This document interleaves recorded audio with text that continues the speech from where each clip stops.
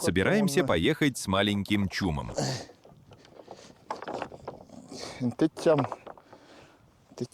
Соберем чум и поедем, чтобы быть ближе к стаду.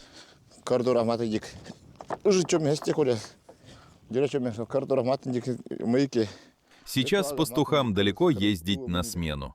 Поедем на 2 квадроциклах. Олени далеко, не стали приводить к чуму. Потом на оленях будем кочевать. Может распогодится еще. Летняя стоянка у коми-оленеводов 7-й бригады находится в долине Естуто. Здесь чум стоит с июля по октябрь. Женщины в это время занимаются выделкой шкур, шитьем и готовятся к кочевью на зимнее пастбище. Олени не могут стоять на одном месте, им необходимы всегда свежие пастбища. Тогда мужчины собирают свой, как они его называют, маленький чум и отправляются в самостоятельное кочевье. Собираем чум для мужчин, постельные принадлежности, еду, шесты для чума, посуду. Они ведь далеко уедут. Еще одна причина, почему мужчины уезжают с маленьким чумом, нет стоянки для большого. Летние пастбища оленеводов находятся в болотистых местах. Чум ставится на самом ровном клочке земли, а сегодня ровным оно является условно. Например, место костра выпало на бугорок, а это значит, что зола будет скатываться в сторону постели. Тут стоит выбор между удобным местом ночлега или кострищем. Здесь хорошее место для ловли оленей. Раньше мы чум ставили с другой стороны, но олени переходили через речку к чуму. Давайте же узнаем, чем отличается большой чум от маленького. Во-первых, само название за себя говорит. Большой чум он большой, а маленький он маленький. Здесь примерно 20 шестов, а в большом чуме больше 40. Длина шестов здесь 3,5 метра. В большом чуме примерно 7, может быть даже больше. Также покрытие здесь однослойное. Один брезент с одной стороны и другой брезент с другой стороны. Заходим в чум. Внутреннее убранство также немного отличается. Во-первых, вместо печки-буржуйки здесь костер. Также пологи висят намного ниже. Все из-за костра, потому что от костра идет дым, и пологи просто закоптятся. Постель тоже намного проще. Если в большом чуме здесь лежат шкуры, на которых удобно, комфортно сидеть, лежать, то здесь нету шкур, а у каждого жителя своя подушка, свой спальный мешок, обязательно спальный мешок, и своя шкура, на которой они спят. Движемся дальше. Стол находится также в необычном месте, в центре чума. В большом чуме стол находится либо справа, либо с левой стороны.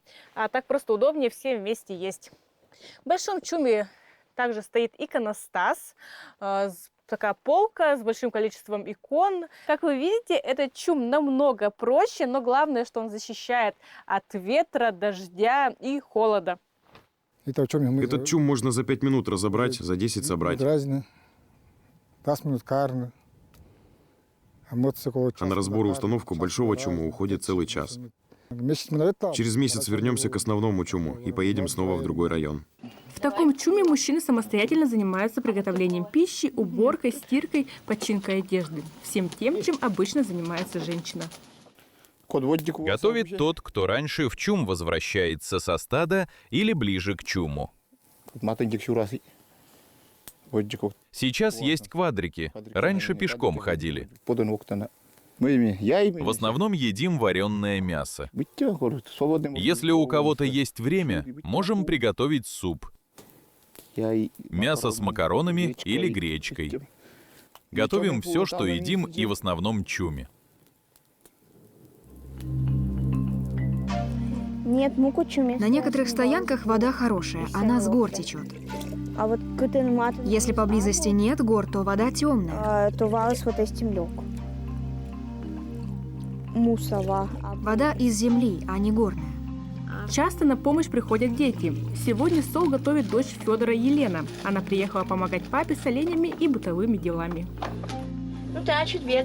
Здесь я сама себе принадлежу.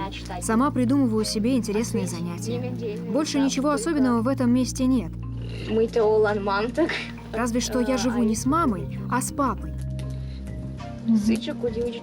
Земля и горы такие же, как в большом чуме. Летом ездовые быки и основное стадо воссоединяются. Пастух Александр целые сутки был на дежурстве и пригнал стадо к чуму. Сегодня мужчины планируют лечить больных оленей. Ночью опустился туман, и комары исчезли. Утром мошкара появилась. Ночью туман был густой, олени разбрелись. 2 раза собирал стадо. Но они все равно разбежались. Туман только к 7 утра спал. Мы пешком ходим на дежурство. Через рощу на нарте не проедешь. Осенью дежурить будем подвое. 1 на нарте, 2 пешком. Летом легче, ночью олени пасутся, а утром солнце само соберет в одну их кучу. В такую погоду они разбредаются. Сейчас мужчины занимаются тем, что вылавливают больных хромых оленей для того, чтобы потом вылечить. Мы их снимаем. В жаркое лето главная болезнь оленей – копытка. Хромых оленей немного. Думаю, сегодня не больше 10 наберется.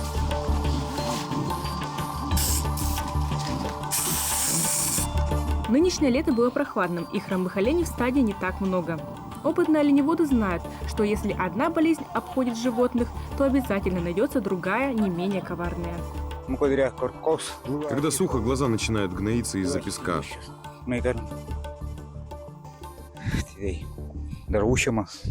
У этого олененка рана большая, он останется одноглазым. Если его не начать лечить, то погибнет. Если похолодает, и оленям и нам станет полегче. Последние несколько дней были очень жаркими. Сейчас и ночи станут длиннее. Олени в прохладе будут больше есть. В основном травмы ног олени получают в роще. Скоро полностью уйдем в тундру, и будет легче. Ближе к осени стадо на ночь отпускают на вольный выпас. В горах в это время после наступления темноты землю покрывает густой туман. Ходить в стадо просто нет смысла. Но в 5 утра все мужчины отправляются на сбор оленей и находятся в поле до самого вечера, пока туман снова не спрячет от глаз многотысячное стадо.